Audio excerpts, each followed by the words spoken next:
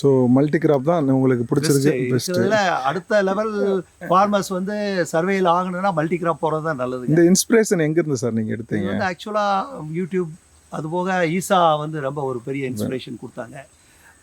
Success ஸ்டோரியெல்லாம் அதில் பார்க்கும்போது, இப்போ ரீசெண்டாக யுனெஸ்கோ அவார்டு வாங்கின வள்ளுவன் அவர் தோட்டத்துக்குலாம் போயிருக்கேன். அந்த சக்ஸஸ் ஸ்டோரியெல்லாம் பார்க்கும்போது நம்ம ஏன் பண்ணலான்னு சொல்லி யோசித்தோம். பட் அவங்கவுங்க வேறு வேறு பேட்டர்னில் போட்டிருக்காங்க. நமக்கு எது நல்ல விஷயமோ அது மாதிரி இப்போ இதுலேயே வந்து டிராக்டர் போகிற மாதிரி உழுகிற மாதிரி எல்லாம் நாங்கள் வச்சுருக்கோம். ஏன்னா என்னதான் இருந்தாலும் சில நேரங்களில் உள்ளே நடக்கிறது கஷ்டமாக இருந்ததுனால அந்த ஓஸ் லைனில் வந்து எல்லாமே ட்ரிப் இரிகேட்டடு.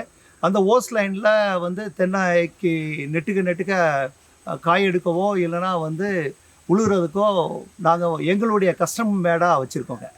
அதில் வந்து இப்போ ஒரு 2-4 தென்னைக்கு நடுவில் கிழக்கு மேற்கு வந்து பாக்கு இருக்குங்க, தெற்கு வடக்கு வந்து கொக்கோ இருக்குங்க, சென்ட்ரலில் வந்து ஜாதிக்கா ஒரு ஏரியாவில் வச்சுருப்போம், இன்னொரு ஏரியாவில் சாத்துக்குடி, இன்னொரு ஏரியாவில் பலா, இன்னொரு ஏரியாவில் அவக்கேடா, இன்னொரு ஏரியாவில் இது மாதிரி மல்டி ஃப்ரூட் ஆக்டிவிட்டீஸ் இருக்கிற மாதிரி இருக்குங்க. அது போக இந்த வாழை, இப்போ வந்து வாழை கீழே காஃபி வச்சுருக்கோங்க. செலெக்ஷன் 9 போக சந்திரகிரி, ரொபஸ்டா 3 வெரைட்டி வச்சுருக்கோங்க. பாக்கு கீழே வந்து கரிமுண்டா, பன்னியூர் ரக மிளகு வச்சுருக்கோங்க.